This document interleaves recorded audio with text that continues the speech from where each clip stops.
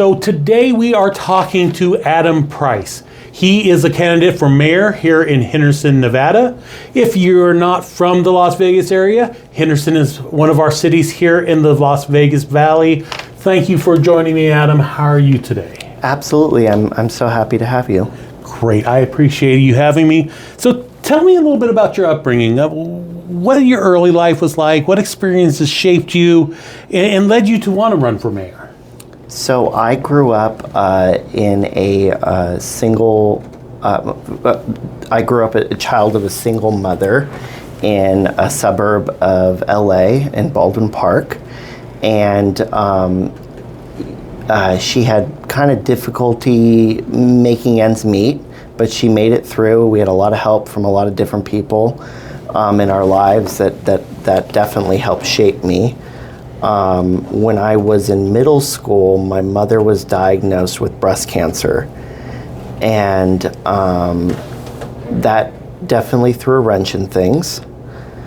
And then there was like a 2-year remission period, and then she, after that, when I was in high school, the cancer had progressed. It had metastasized into her bones. So she unfortunately went through great bouts of depression and all that kind of stuff. So my younger childhood was rough because at 14 I was like writing checks to pay the power company and do all that stuff just to keep lights on for all of us. And going to a lot of doctor's appointments all the way into my early 20s. Unfortunately, when I was 7, my father passed away. They didn't have a great relationship. So that was my only parent at that point. By the time I was 22, she had passed away from metastatic breast cancer that had spread to her bones. So, I had to kind of learn what it was like to grow up really fast. Sorry to hear that, but you're here now and you're doing great things. You've worked in real estate, you've ran a business helping seniors in low-income residents. How have those experiences shaped your approach to leadership? Well, I think, I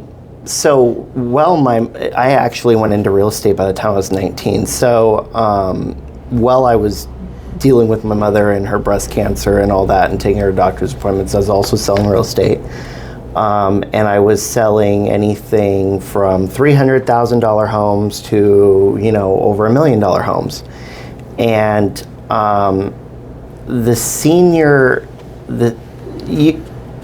you can clearly see that the senior community is struggling. A lot of them are living on Social Security and they're paycheck to paycheck. So we've got to ensure going forward that they've got some sort of affordable housing options.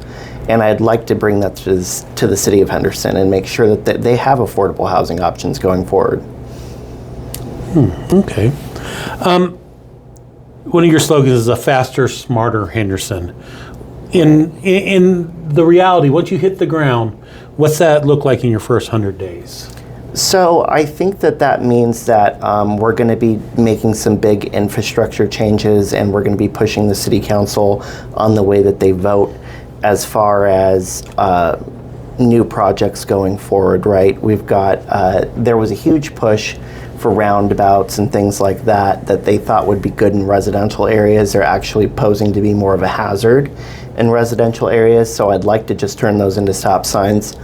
And I would like to see the city grow with infrastructure, but grow with a forward meaning, like how is this going to impact the future generations of Henderson versus just what today's needs are.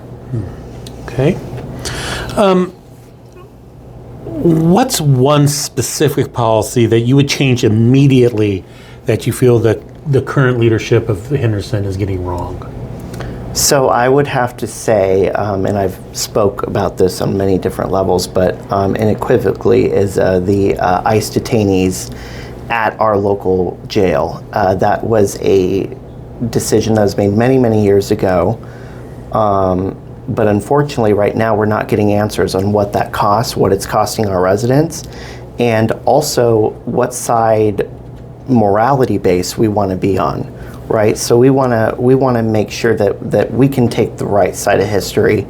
And I think doing away with housing ICE detainees and letting it be on the federal government's back is the way to go, and not bringing it into our city. That's something I definitely could get behind. Housing costs, it's a plague throughout the country right now, and they're rising fast here in Southern Nevada.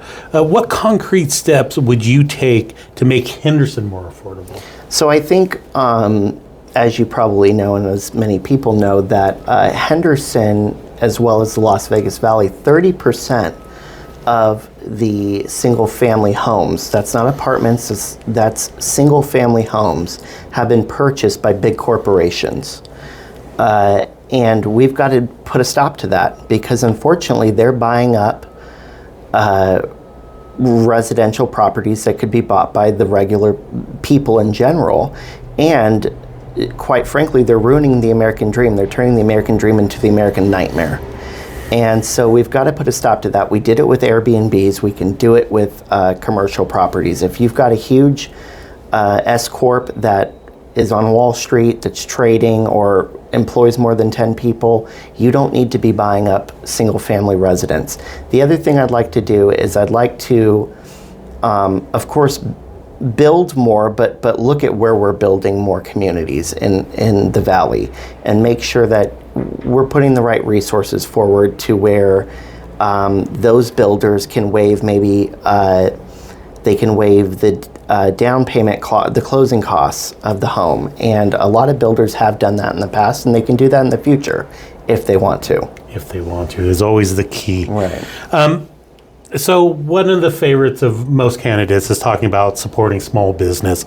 You're a business owner. You understand what it takes to be a small business. And it sounds great, but what specific policies would you be implementing to help them in the here and now here in Henderson? So one of the things I think that we need to look at is if a company is looking to build here and they're looking to build their business and roots here, we need to support that business, and we need to look at waiving licensing fees costs for even just the yearly licensing fee. It's actually a 6-month fee, which I'd like to change to a year, but that's a different story for a different day.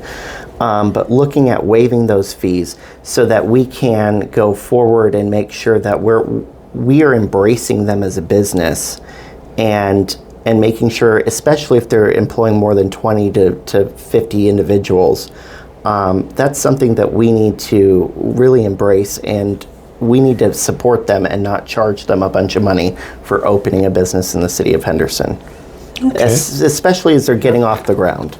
Oh. Yeah, definitely. The startup is always the most crucial part of a small business.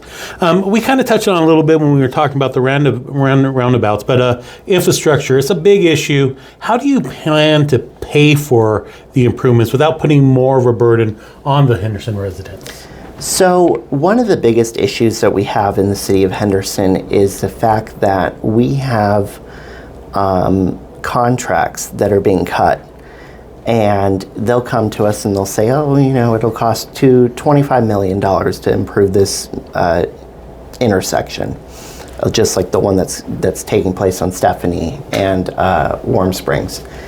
And okay, so it'll get approved, or it's actually Stephanie and Sunset, sorry, but it'll get approved, and then they'll come back 4 months later and say, well, actually, unfortunately, it ran over budget and we're going to need another $10 million.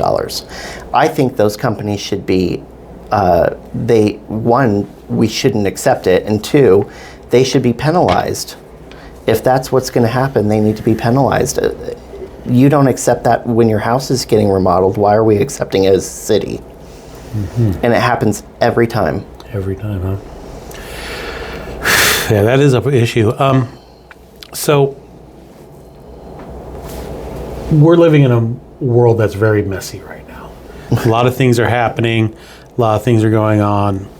Locally, though, what's the biggest problem facing Henderson that people are just not talking about enough? What's dire here in Henderson that people are not paying enough attention to?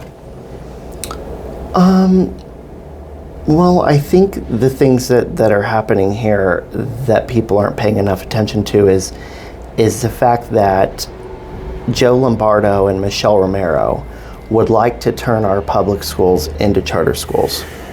And they keep pushing it, and it's a travesty. It's not going to give every kid the same opportunity to education that they need. It's really going to be doing a disservice to the public, and we've got to put a stop to it.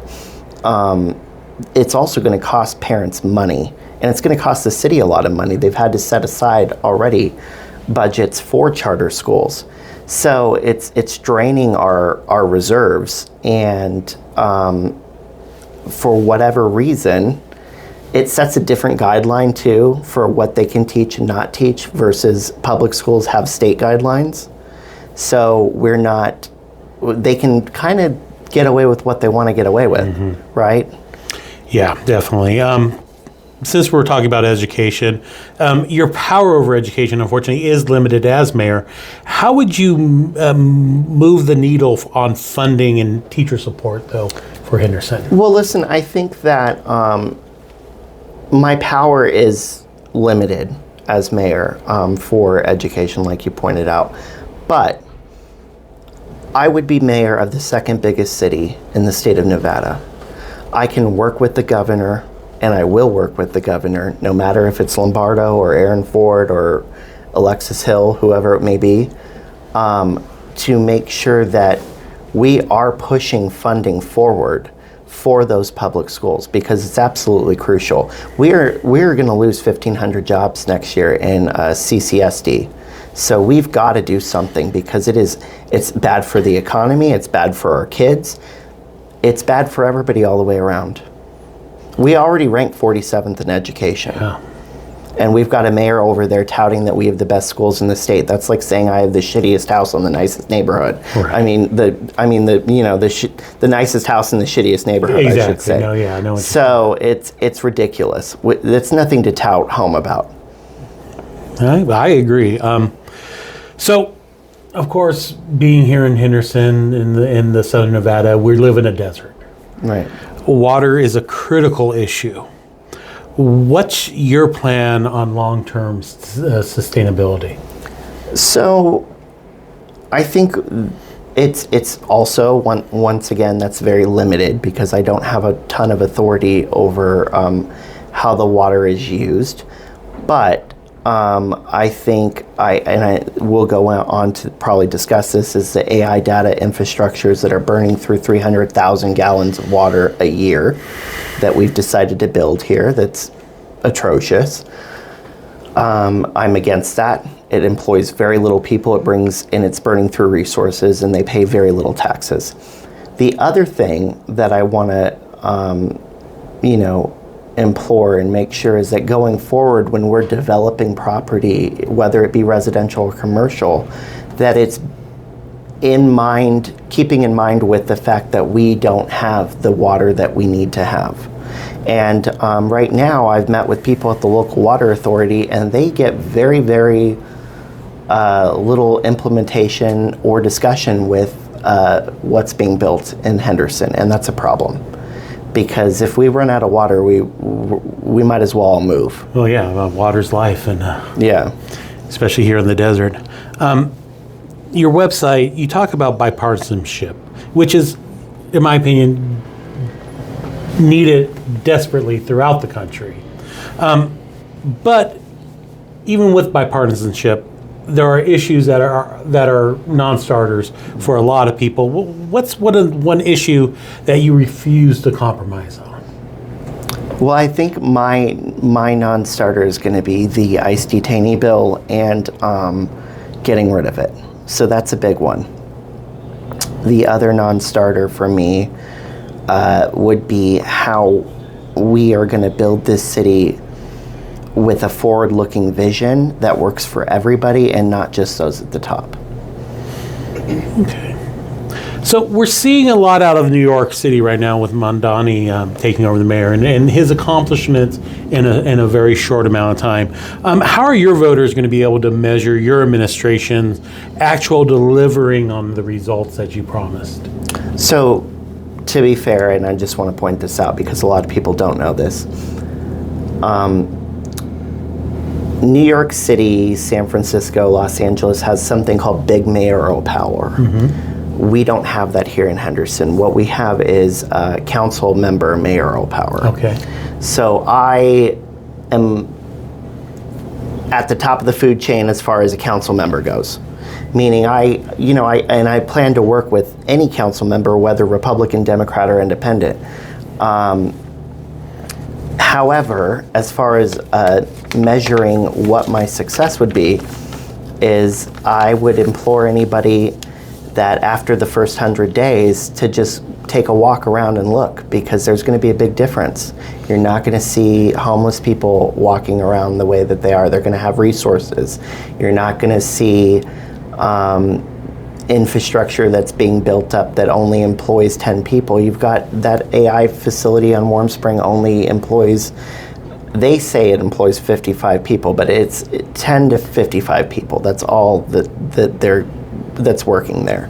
I want to see big jobs, union jobs specifically for people that will help the middle class and bring the middle class back, because the middle class is falling by the wayside faster and faster every day. Definitely. Well, thank you so much for spending a little bit of time with me tonight. Thank you, absolutely. So, if people want to donate, people want to get involved in your campaign, where are they going? How are they getting in? They can go to www.electadamprice.com. All right, Adam. Thank you so much. I appreciate your time. Absolutely. And remember, when the election's coming up, Adam Price, mayor. And the primaries are important. That's what we need. We need you guys showing up on June 9th or before June 9th and early voting, because if she wins more than 50% of the vote, she automatically wins. I did not know that. So, as we always say on this channel, primary, that's where you make the most, your vote is most important, because that's where the policies are made. That's exactly true. So, Adam, thank you so much. Thanks so much. Have a great day, and vote for Adam Price. Thanks.